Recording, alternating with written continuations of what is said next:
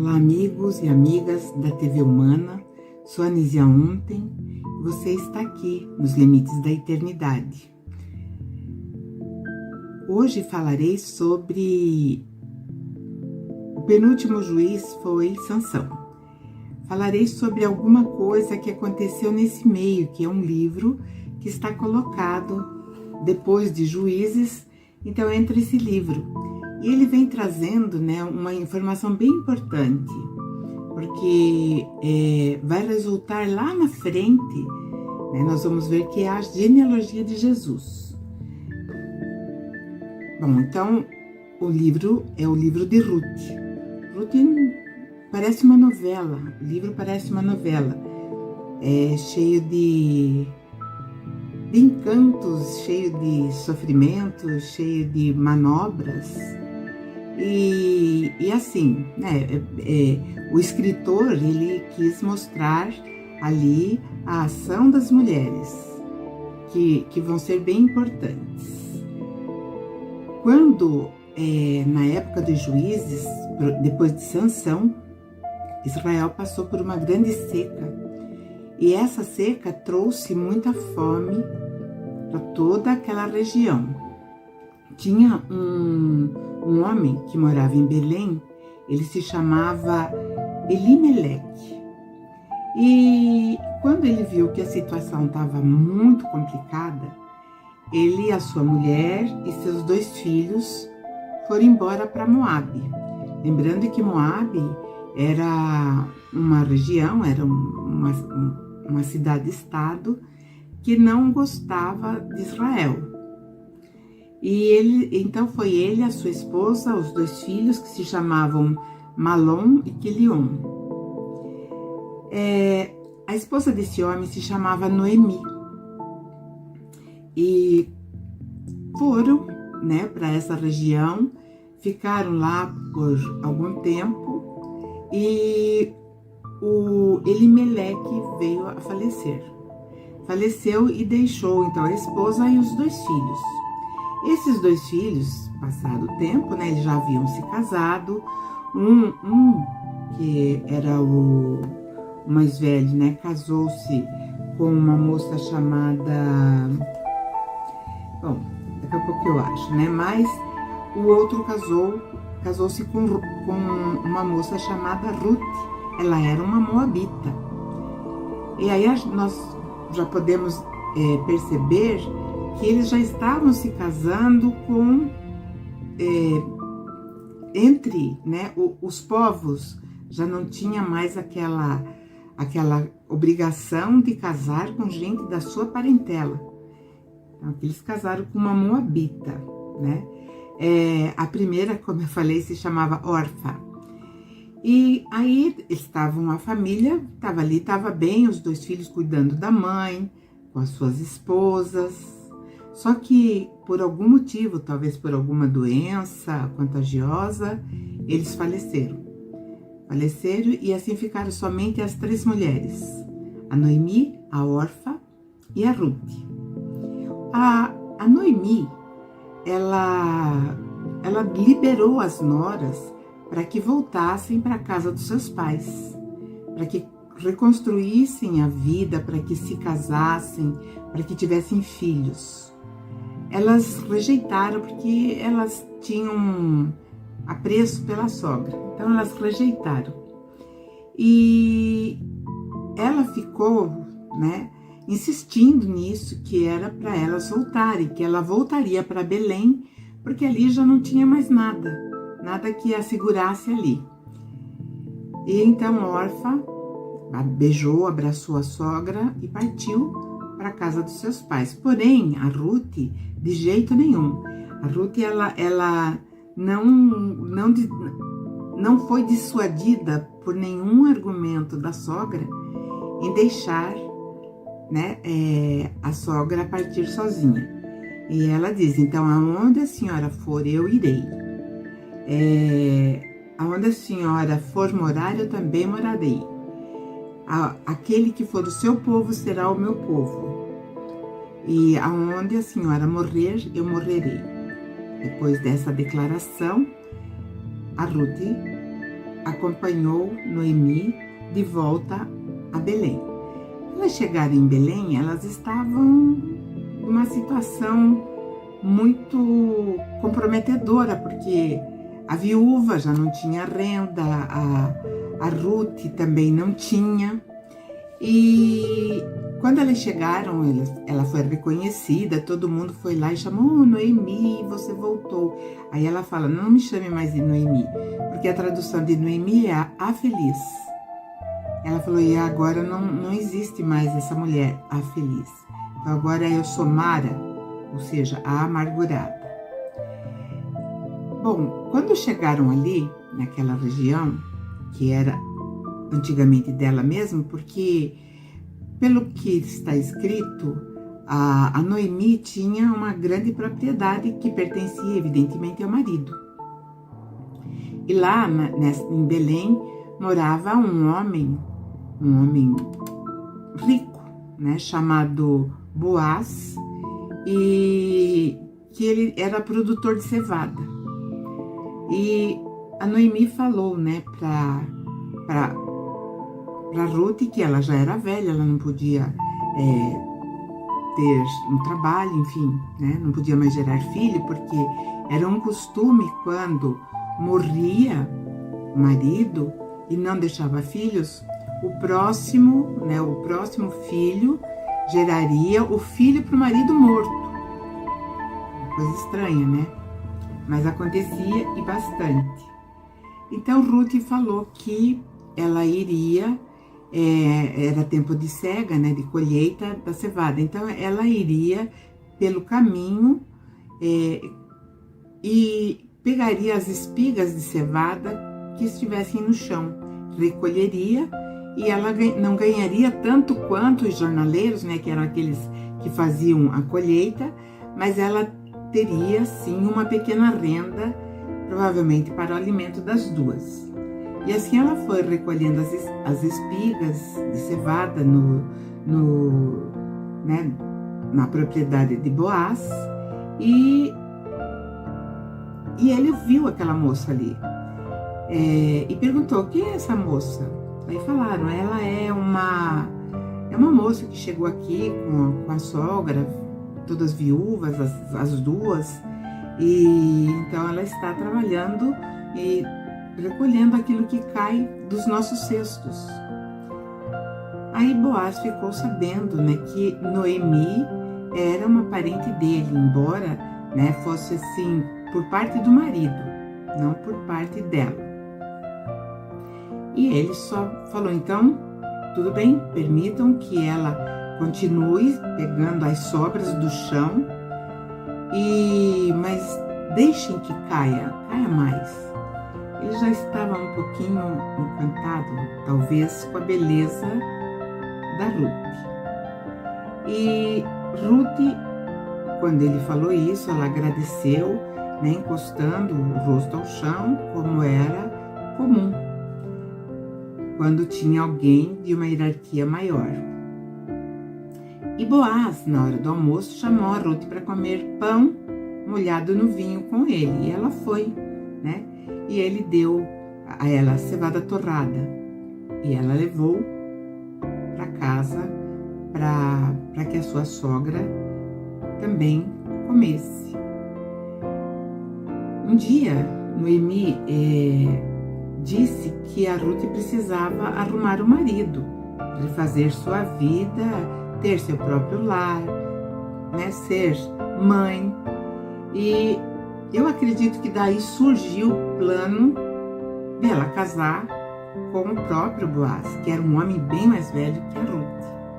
E então a sogra deu o seguinte conselho: eles estavam ali na noite, né? Eles ficavam afastados das suas casas, então eles ficavam só ali trabalhando e dormindo em tendas. E então a Noemi falou: você vai colocar a sua melhor roupa, você vai usar o perfume, e depois, quando Boaz estiver dormindo, porque eles bebiam depois que trabalhavam, quando terminava o expediente, eles bebiam. E quando ele estiver bem alegre, ele vai pegar no sono pesado. Aí você entra na tenda dele, levanta a coberta que cobre os pés e deita aos seus pés. E ela fez assim. Lá pelas tantas, o homem, o Boaz, acordou e falou: quem está aí? Estava escuro. Daí ele falou: eu sou Ruth, né? O Senhor é nosso parente e tem o dever de nos proteger. Então houve assim uma apresentação meio contundente ali naquele momento. E Boaz então gostou do gesto da Ruth pela lealdade, né, que ela tinha pela família do sogro, que era o seu parente, e também pelo que ela estava fazendo pela Noemi. E elogiou também que ao chegar ali em Belém, ela não tivesse ido procurar um rapaz rico ou pobre, porque ela era jovem. Mas naquele momento ela estava ali, era uma mulher, uma mulher junto com um homem de noite numa tenda. E aí ele se preocupa com isso também. Ele diz: não tenha medo, todos aqui nessa cidade sabem que você é uma mulher honesta, você é uma mulher direita, e como parente eu vou me responsabilizar por vocês. Mas tem um outro homem que é parente mais próximo e com quem eu devo conversar para ver se ele também não vai querer a responsabilidade da família, né, do falecido. Ele poderá reclamar também a proteção por conta do quê? Por conta dessa propriedade. E aí ele fala para ela, né? Fique aqui e de manhã eu o procurarei, mas deite-se e durma, fica tranquila, descanse. E antes de amanhecer o dia, Ruth, né, levantou e saiu para não ser vista saindo da tenda de um homem. E quando ela saiu, ele deu para ela 20 quilos de cevada, o que era uma quantidade considerada, e ela levou para casa. As coisas estavam se ajeitando ali para as duas mulheres, as duas viúvas. E aí ela, em casa, ela confabula com a sogra, conta, né, tudo que eles tinham tratado, inclusive sobre a proteção. E aí a sogra falou: olha, eu conheço o Boaz e ele não vai sossegar enquanto ele não resolver essa questão da proteção com aquele outro parente. E Elimeleque, né, Elimeleque, que era o marido da Noemi, ele tinha, então, acredito que essa propriedade também era uma propriedade grande, não era um terreninho, era um terrenão, né, porque o Boaz ia ter que ver se o outro ia querer a compra desse terreno.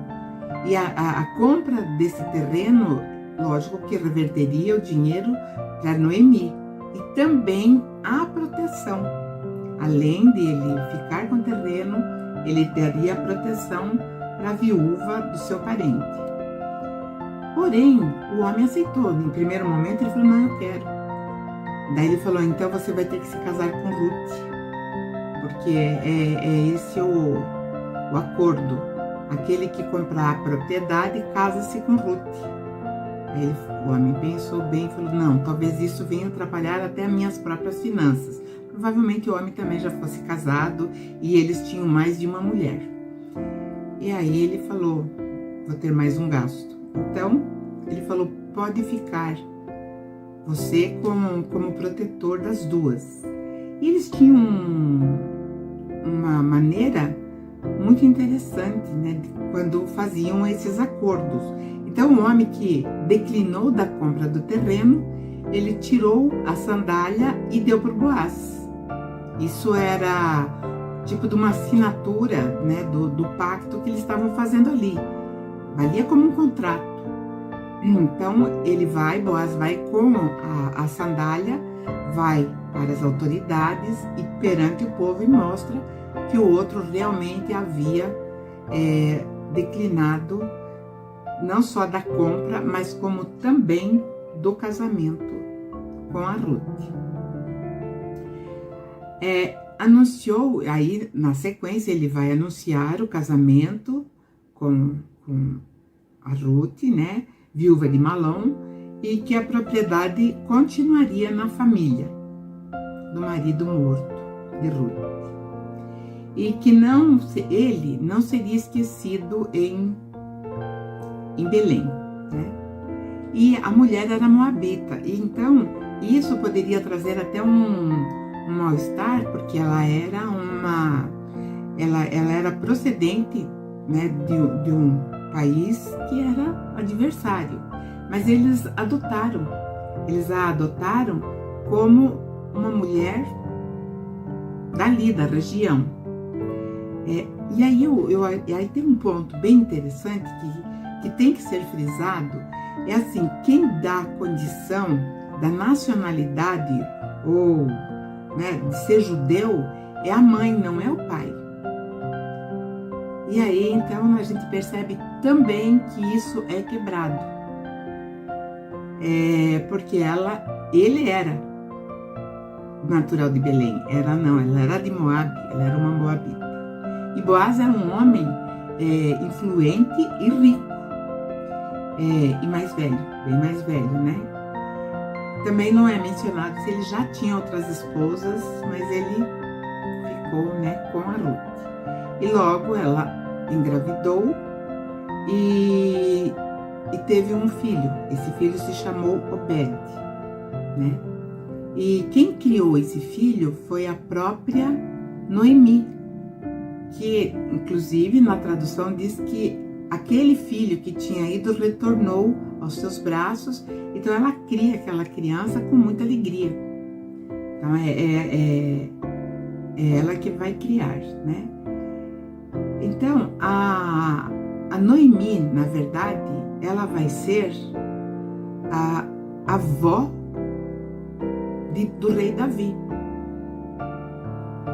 Então essa genealogia, se nós analisarmos, ela está fora do padrão judeu. Mas vamos lá, né? No capítulo 38, nós vamos ver da onde vem a genealogia de Jesus. Isso lá no comecinho, no primeiro livro. Então, Judá, filho de Jacó. Enquanto isso, né, que eu vou colocar também, que eu achei muito interessante essa história, que eu voltei lá em Gênesis, é porque um dos filhos de Jacó, deixa eu ver, se não me falha a memória, o primeiro foi Rubem, Levi, Judá. O quarto filho de Jacó, é aquele que vai trazer as 12 tribos de Israel, ele saiu ali da sua parentela e ele foi morar numa cidade, se chama Adulão. Essa cidade existe até hoje, é ruínas, é ponto turístico lá em Jerusalém. E ele vai para essa cidade de Adulão e fica na casa de um amigo que se chama Ira. E esse Ira, né, tinha uma filha e ele casou se casaram, né, com a filha do amigo. Ele casou com a filha do amigo que se chamava Suá. E eles tiveram 3 filhos. O mais velho era Er, o segundo Onã e o terceiro era Selá. Família normal. Pai, mãe, 3 filhos. Judá, ele casou porque eram os pais que faziam o casamento. Normalmente era o próprio pai, né, que fazia o casamento. Então o pai casou o filho mais velho, se chamava Er, com uma mulher chamada Tamar. Mas ele era muito aventureiro e morreu. Então lá na tradução tá que Deus não gostou dele, ele fez coisa errada e Deus matou ele. Mas não é, ele era aventureiro e morreu, né? E aí, segundo aquela cultura e tradição, ele e Tamar não tiveram filhos. Então o próximo filho seria o próximo marido da viúva, Tamar. E aí foi que o Onã, então Onã foi dado como marido para Tamar. Só que o Onã sabia que ele teria que gerar filhos para o irmão. E ele não achava justo ele gerar um filho e esse filho não ser dele. E era muito importante a coisa da paternidade entre eles. Então ele evitou, né? Está escrito lá na Bíblia, coito interrompido, ele evitava para não dar filhos, porque ele queria ficar com a Tamar, mas não queria ter filhos que não seriam deles. E segundo a Bíblia, né, isso também desagradou o Senhor e ele morreu. Provavelmente também ficou doente e precocemente veio a falecer. E Judá então mandou Tamar, sua nora, para a casa dos seus pais e falou: fique lá até o filho caçula, Selá, estar em idade de casamento, e ele será o teu marido. A vida prosseguiu, só que no meio, não sei se ele foi relapso ou se ele achou que, sabe, era uma página virada. E o tempo passou e nada. Um dia, né, Judá foi fazer a tosa dos seus rebanhos de ovelhas numa cidade, né, chamada Timnat, desculpe. Essa cidade era já própria para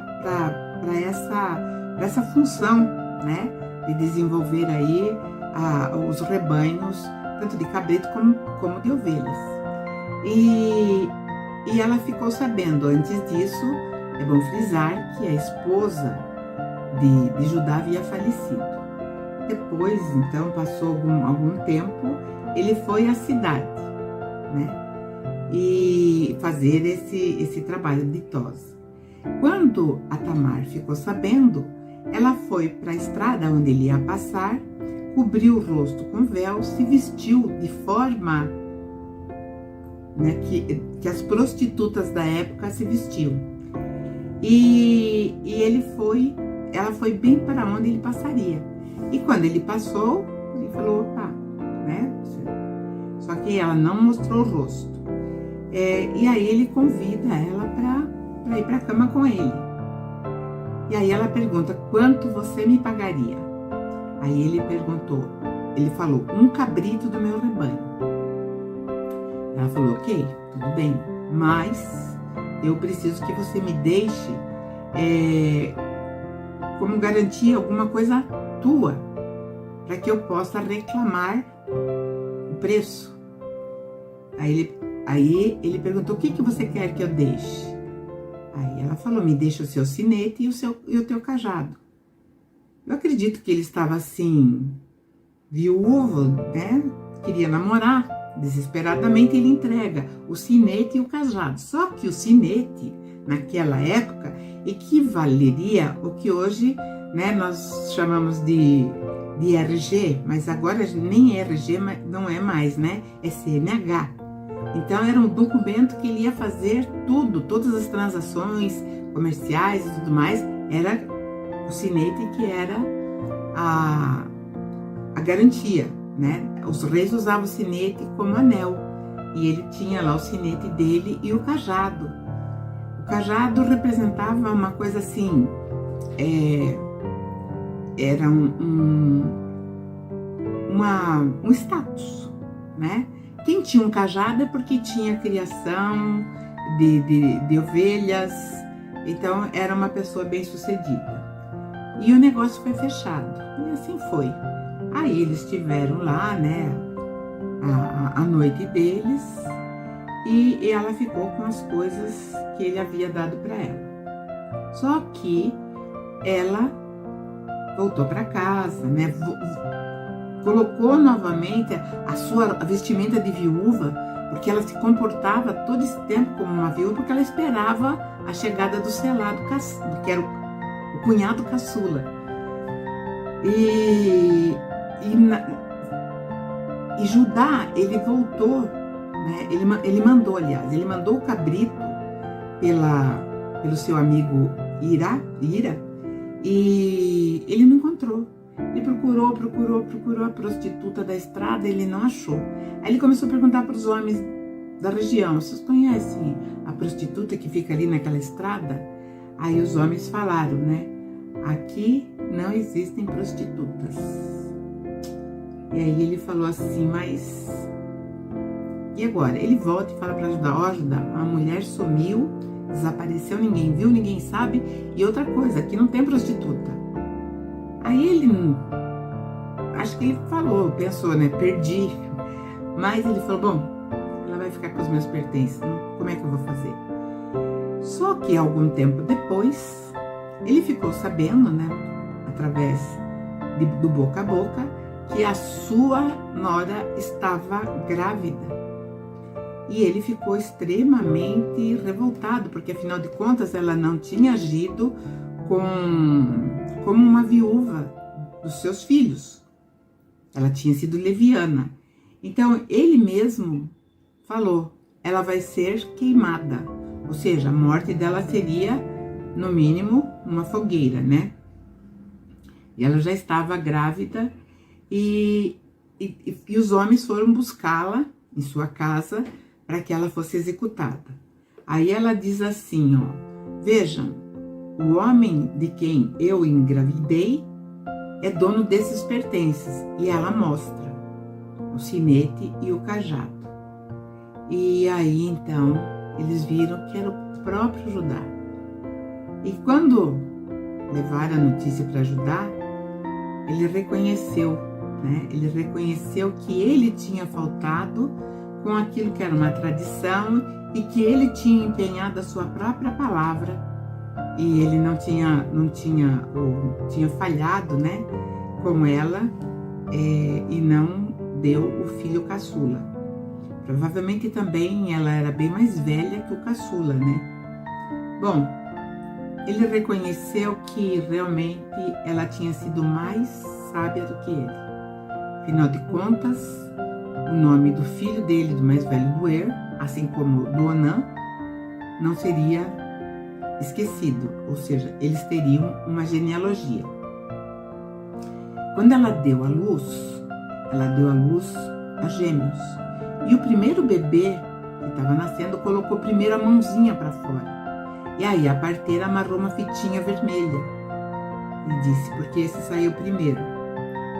Mas ele recolheu a mão e deu uma virada lá dentro, sai o segundo nenê, né? Sai o segundo nenê e então ela chamou ele, aquele que abriu o caminho, ela chamou de Pérez, o Fares, que a gente chama de Pérez, é da onde vem o nome Pérez, né?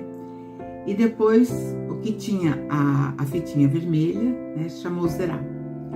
E é daí que vai sair a genealogia de Jesus. Olha só que interessante. Então, a partir de uma determinada sequência, é quebrado porque a Moabita é que vai dar à luz, né, lá, como eu falei para vocês, a Obed, que vai ser o pai de Jessé. Mas eu vou falar os nomes porque é bem interessante. Começando lá do primeiro patriarca, Abraão, ele vai gerar Isaac. Isaac vai gerar Jacó, que vai ser o pai de Judá. Esse que eu estou falando. Judá vai gerar Pérez com Tamar.